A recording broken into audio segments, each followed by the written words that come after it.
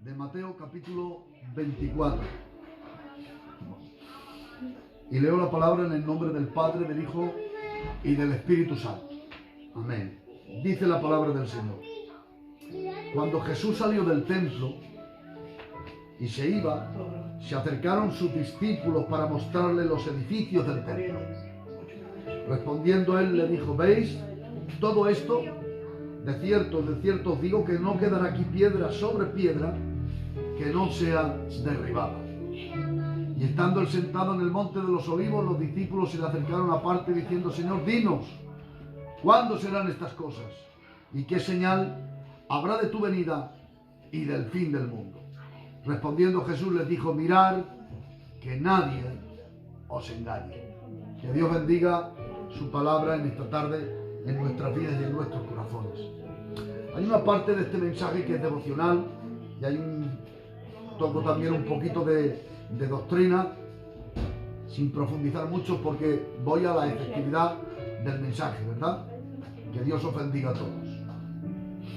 La Biblia empieza aquí diciendo que estaban en el templo Jesús y sus discípulos. Pero hemos leído diciendo la Biblia: Jesús salió del templo, dice, y se iba, y se acercaron sus discípulos. Gloria al Señor. Para mostrarle los edificios, el edificio del templo, diciéndole: Señor, ¿has visto qué edificio más bonito? Jesús mirándole les dijo: de cierto os digo, ¿veis todos estos edificios? No quedará piedra sobre piedra que no sea derribada. Amén. Yo, para entrar a compartir este sentimiento de la palabra, empezaré hablando de Jesús saliendo del templo. Jesús salió del templo y dice la Biblia: y sus discípulos salieron con él. Amén. Cuando Jesús salió del templo, Dios salió del templo. Porque recordad, Jesús es Dios. Dios saliendo del templo, el templo es la casa de Dios. Pero Jesús sale del templo y sus discípulos salieron de él. No por estar en un lugar religioso a mí me convierte en una persona piadosa. Yo puedo estar ocupando un lugar de piedad sin ser yo piadoso. Jesús salió del templo porque, recordar, no es el lugar lo que nos hace ser cristianos. Es tener a Cristo en nuestra vida y en nuestro corazón. Dice: Jesús salió del templo y sus discípulos salieron con él. Y una palabra muy sencilla, y es que tengo que decir que de donde Jesús sale, nosotros tenemos que salir también. Cuando nosotros estemos en un sitio y queramos saber si ese sitio es bueno o es malo para nosotros, preguntémonos: ¿qué haría Jesús? ¿Estaría aquí? Esta es una buena vara para medir, para poder entender. Cuando estamos en una conversación, ¿qué haría Jesús? ¿Seguiría con esta conversación o la cambiaría? ¿Jesús actuaría de esta manera o cómo actuaría Jesús? Vamos a intentar siempre poner por referencia a la persona de Cristo. Y es muy importante salir de donde Jesús sale y estar donde Jesús está. Cuando ha salido del templo, los discípulos han dicho: Señor, mira qué edificio más bonito. Dice, hermanos, el templo de Herodes, el templo que Herodes había mandado reconstruir, dice el Talmud de Babilonia, que el que no vio el templo de Salomón jamás ha podido ver un edificio bonito. Estaba contado entre una de las maravillas del mundo antiguo. Era un templo que estaba recubierto de oro.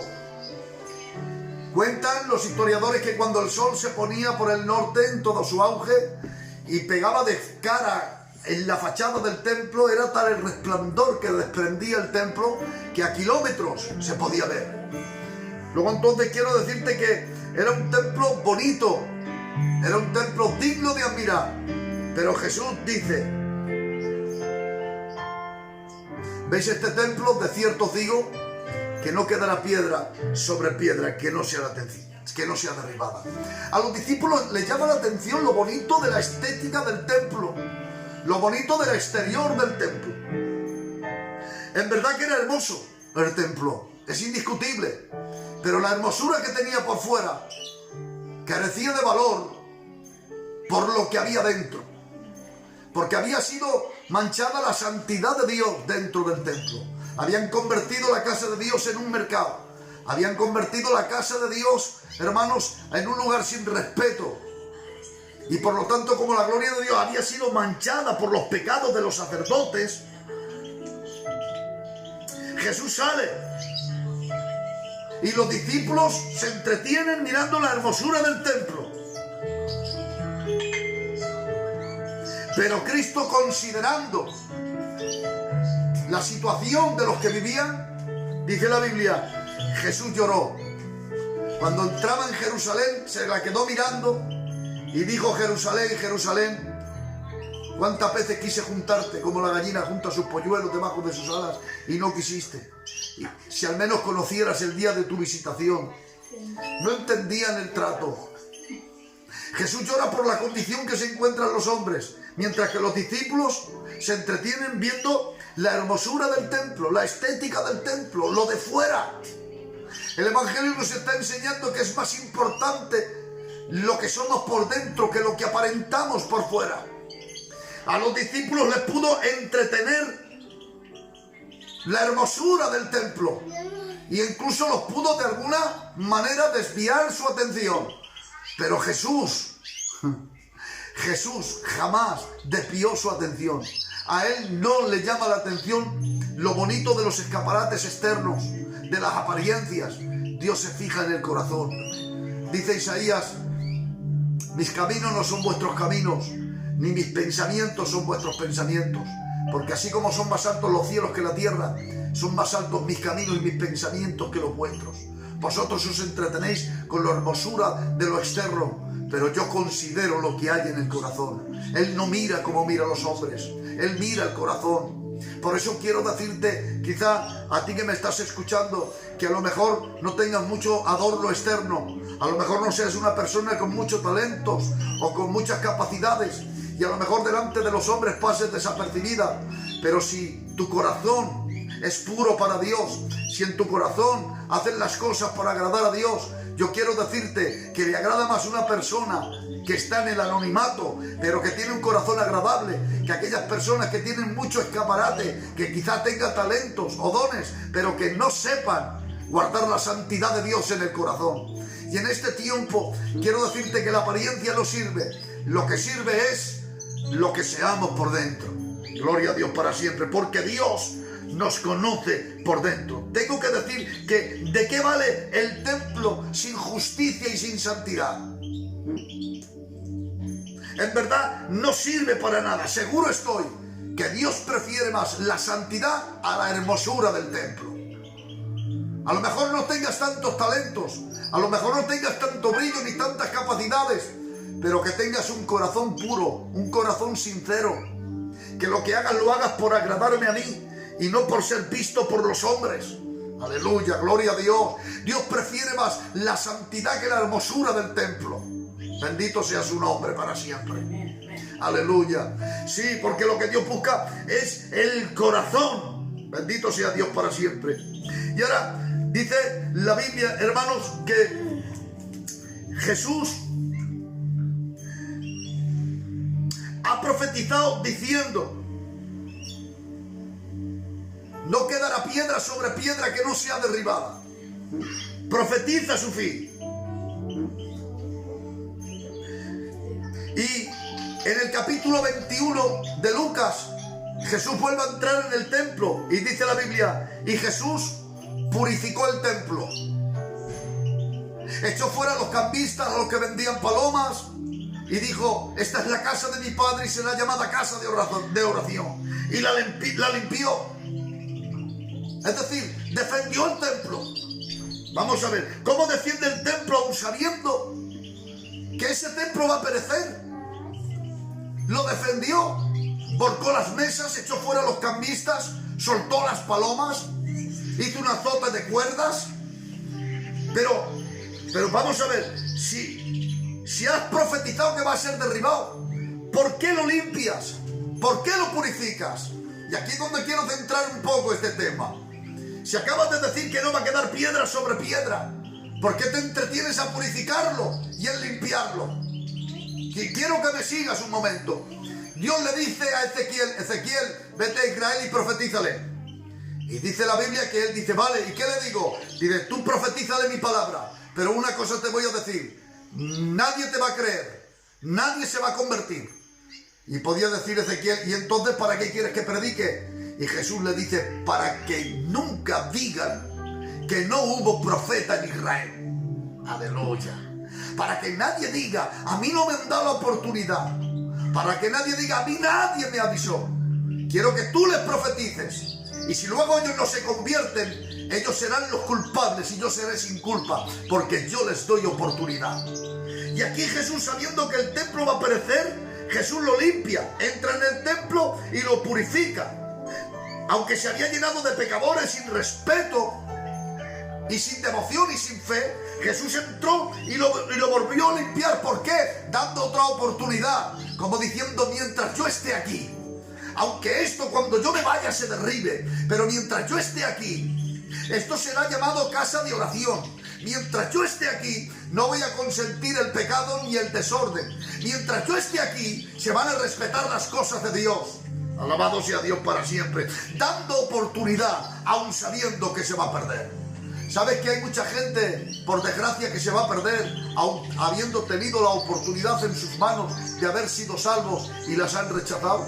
¿Sabes cuál será uno de los mayores tormentos para aquellos que se tengan que ir al infierno? Será el haber tenido en las manos la oportunidad, haber tenido en las manos el Evangelio y no haberlo querido recibir ni haberlo querido guardar.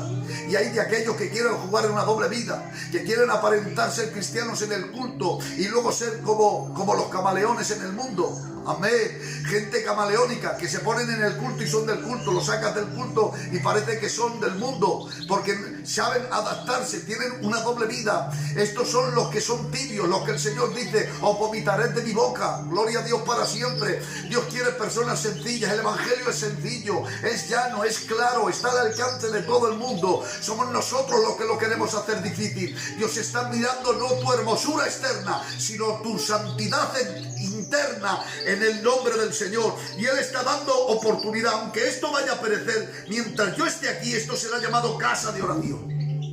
Fíjense, se metían con Él y callaba. Recuerdan, le pegaron una bofetada, le giraron la cara y Él no se defendió. Decía, si he hecho algo mal, está bien, si no, ¿por qué me pegas? Oraba por los que le injuriaban, oró por los verdugos que le crucificaban. Se metían con Él y Él callaba. Pero Él no podía consentir que se metieran con la obra de Dios. Meteros conmigo, porque a Él no le importó el sufrimiento que tuvo que pasar. A Él no le importó. Estaba diciendo, yo estoy aquí para sufrir las consecuencias, pero con la obra de Dios que no se meta nadie. La obra de Dios la defiendo. A mi persona que la defienda Dios, pero a la obra de Dios la defiendo. Y la limpió y la purificó, dando otra oportunidad. Aun sabiendo que se iban a perder, aun sabiendo que el edificio iba a ser derribado, Dios lo volvió a limpiar. Y digo yo, y si Dios defiende de esta manera a un templo, aun sabiendo que está destinado a ser destruido, que dijo, no quedará piedra sobre piedra, que ahora entraremos en ese detalle, aun sabiendo que está destinado al fracaso y a ser derribado, es capaz de dedicarse, de limpiarlo y de purificarlo, aun sabiendo que va a ser destruido. ¿Qué no hará por este nuevo edificio que es su iglesia? Amén. Es la iglesia de Jesucristo. Amén. Esta iglesia tiene el triunfo seguro. Esta iglesia va a triunfar. Jesús le dijo a Pedro, Pedro, yo te digo que tú eres Pedro, y sobre esta roca, hablando de su persona y la confesión de que Él es el Hijo de Dios, dice, edificaré mi iglesia y las puertas del Hades, del infierno, no prevalecerán en contra de ella. Está diciendo, sobre esta roca edificaré. No dice probaré, no dice lo intentaré, no dice voy a ver si puedo, sino que dice la edificaré. Lo da por asentado. Porque Dios conoce el resultado de una obra antes de dar comienzo. Y Él la dio por asentada. La iglesia va a triunfar. La iglesia se va a ir al cielo. Señores, dice la Biblia, Tesalonicenses capítulo 4, verso 13 hacia adelante. Tampoco Queremos, hermanos, que ignoréis acerca de los que duermen para que no os entristezcáis como otros que no tienen esperanza. Porque si creemos que Jesús murió y resucitó, así también traerá con Jesús a los que durmieron en él. Por lo cual os decimos esto en palabra del Señor, que nosotros, los que vivimos, los que habremos quedado hasta la venida del Señor, no precederemos a los que durmieron, porque el Señor mismo, con voz de mando, con voz de arcángel y con trompeta de Dios, descenderá del cielo, y los muertos en Cristo resucitarán primero, y luego nosotros, los que vivimos, los que hayamos quedado, seremos arrebatados juntamente con ellos en las nubes para recibir al Señor en el aire, y así estaremos siempre con el Señor. Por tanto, alentaos los unos a los otros con estas palabras. ¿Qué es lo que quiero decirte? Que este edificio está garantizado su triunfo. La iglesia va a triunfar, y si Dios, sabiendo que el templo iba a ser destruido, lo limpió, lo purificó, ¿qué no va a hacer con su iglesia? ¿Qué no va a hacer con nosotros? Dios está al control de todas las cosas, de todas las circunstancias. Quisiera que mantuvieras esto en tu mente. Cuando Jesús dijo, ¿veis todo este edificio? No quedará piedra sobre piedra que no sea derribada. Los discípulos, en el siguiente texto del capítulo 24 de Mateo, lo cogieron en el Monte de los Olivos, y le dijeron, Señor, dinos, ¿cuándo serán estas cosas? ¿Y qué señal habrá de tu venida y del fin del siglo? Claro, Jesús dice, ¿veis todo esto? Va a ser derribado. Y de cierto os digo que no quedará piedra sobre piedra que no sea derribado. Y ahora los discípulos, Jesús sentándose en el Monte de los Olivos, se sienta y los discípulos le preguntan, ¿cuándo serán estas cosas? ¿Cuándo serán estas cosas? ¿Y qué señal habrá de tu venida? Segunda pregunta. Y tercera pregunta, ¿y qué señal habrá para el tiempo del fin? Le hacen 3 preguntas consecutivas. Una que tiene que ver con el presente y 2 que tienen que ver con el futuro. Primero, ¿cuándo sucederán estas cosas? ¿A qué cosas? A que no quede piedra sobre el templo. En primera instancia, la profecía de doble cumplimiento, una presente y otra futura. ¿Cuándo serán estas cosas? Y dijo el Señor, estas cosas serán completamente, exactamente 37 años después de que Jesús dijera estas palabras. Jesús ya muerto, ha resucitado, ha sido llevado al cielo. Él ha dicho, no quedará piedra sobre piedra que no será derribada. Vino el general Tito con su tropa romana y sitió Jerusalén. ¿Y sabe dónde puso su campamento? Precisamente en el Monte de los Olivos, donde Jesús se sentó diciendo estas palabras.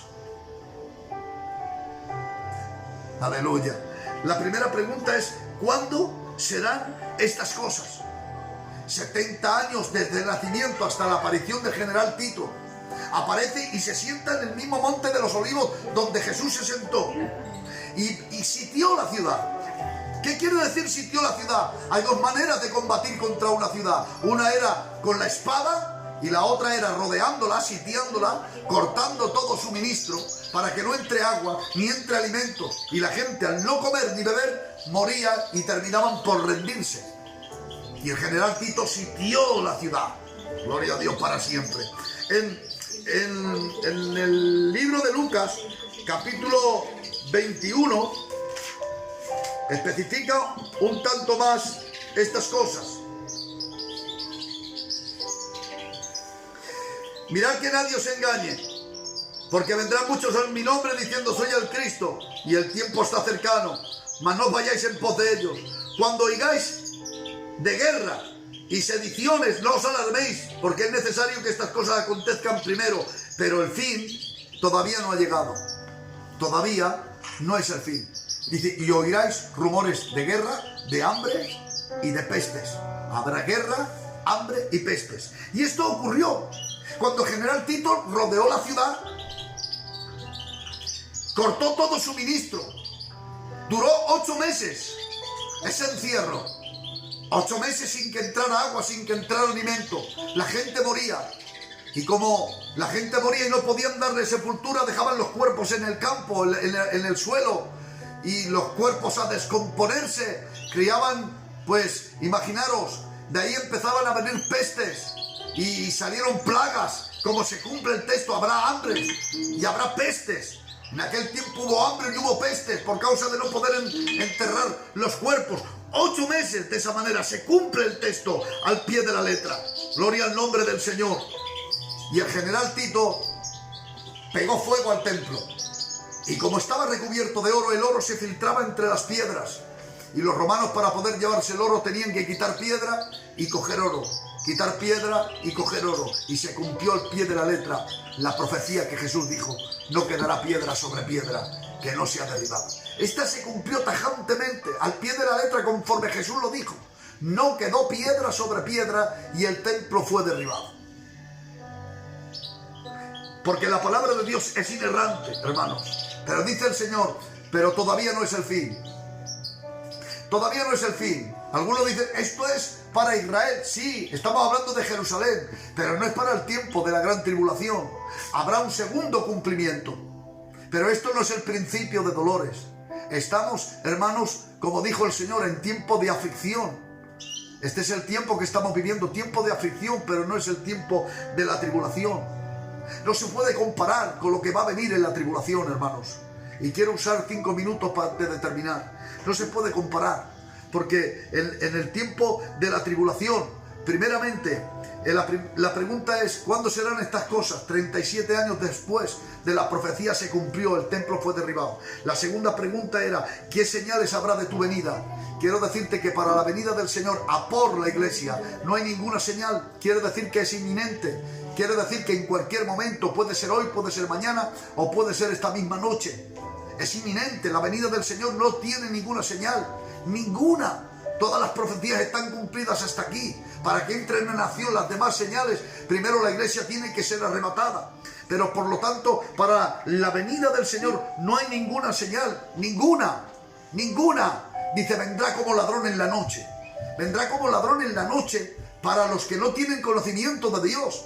Para aquellos que ni saben que va a venir y que ni le esperan, les pillará por sorpresa. Pero nosotros que somos los hijos de Dios, que tenemos el conocimiento de Dios, que sabemos que Dios tiene que dar cumplimiento a su palabra, porque Dios lo que promete lo cumple, y sabemos que Él va a venir, tenemos que vivir con nuestra vida preparada. ¿Y por qué tiene que ser inminente y no hay ninguna señal? Para que no tengamos una vida descuidada, para que mantengamos nuestro altar en pie y nuestra lámpara encendida, que vivamos como que el Señor viene hoy mismo, que vivamos de tal manera que nuestra vida esté preparada, que no haya ningún estorbo, por si el Señor viene hoy, que nos podamos ir con Él. No es tiempo de prepararse, es tiempo de estar preparado, porque el Señor puede venir esta misma noche. Amén. Y la tercera pregunta es, ¿cuándo será la señal del fin? Hermanos, principio de dolores. La tribulación son 7 años, tribulación, y a los 3 años y medio, gran tribulación. Quiero daros solamente un detalle, ¿vale? Solamente un detalle, porque habrían algunas preguntas que hacer aquí, pero los dejaremos para el debate que tendremos la próxima noche. En el libro de Apocalipsis, capítulo 6, aparecen los 7 sellos. En el principio del capítulo, el Señor le dice a Juan, Juan, sube y te mostraré. Y Juan sube. En ese momento, la iglesia, desde el capítulo 4 hasta el capítulo 20, la iglesia desaparece de Apocalipsis. No aparece en ningún capítulo porque está celebrando las bodas del Cordero. En el momento que la iglesia sea quitada, aparece el capítulo 6, con un jinete montado en un caballo que sale con arco pero sin flechas. Porque sale como venciendo. Y salió como para vencer, pero sale con un arco montado en un caballo blanco, imitando al capítulo 19, que luego tiene que aparecer Cristo en un caballo blanco. Y este viene con símbolos de paz, que son los primeros 3 años y medio, pero luego manifiesta lo que es la gran tribulación. Uno de los juicios te voy a hablar solamente, el cuarto sello. El cuarto sello es un caballo amarillo, que dice la Biblia que el que lo montaba es la muerte y le seguía el Hades, dando a entender que venía un juicio que iba a matar a la 1/4 parte de la humanidad de aquel tiempo, y que le seguía el Hades, dando a entender que todos los que morían en ese juicio iban a ser condenados. Alabado sea Dios. Y muere la 1/4 parte de la población mundial.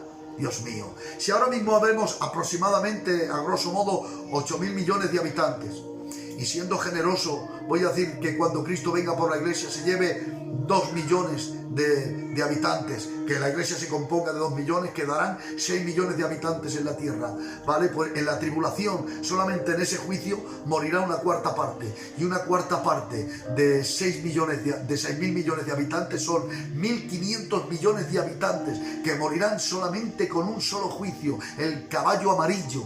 El que lo montaba es la muerte y le seguía el Hades. Imaginaros, 1.500 millones de personas. Dios mío de mi vida, Padre eterno, Dios nos libre. ¿Y sabes cuántos juicios hay en el Apocalipsis? 21 juicios. Y si solamente con un juicio mueren 1.500 millones de habitantes, imaginaros, hermanos, con los demás juicios restantes que van a caer sobre la tierra.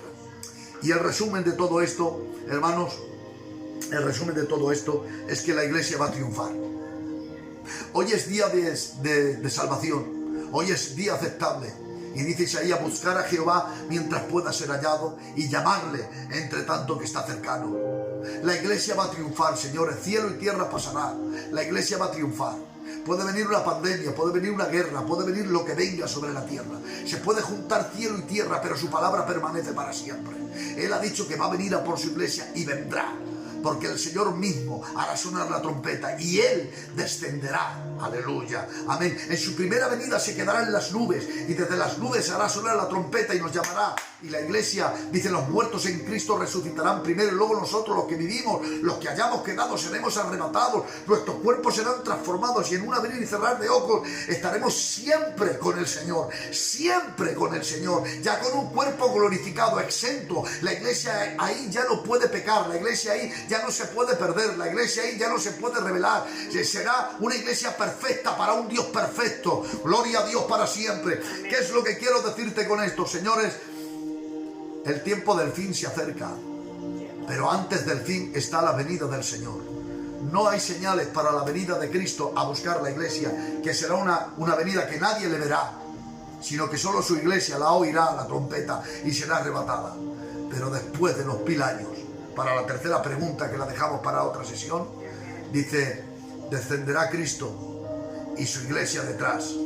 ¿Sobre qué monte? El mismo monte de los Olivos, donde Jesús profetizó que sería destruido el templo, donde vino el general Tito y se sentó para poner su campamento y sitiar la ciudad. En ese mismo monte aparecerá Cristo de nuevo, pero ya no el Cristo del pollino, ya no el Cristo, hermanos, que vino ensangrentado. Ahora viene el Cristo que tiene los ojos como llamas de fuego y que de su boca sale una espada aguda de doble filo, que con el resplandor de su gloria acabará con el anticristo, con el falso profeta y con la bestia. Aleluya. Y que el monte de los Olivos se partirá en dos y desde allí se sentará Cristo y la iglesia para juzgar a todas las naciones. Bendito sea el nombre del Señor.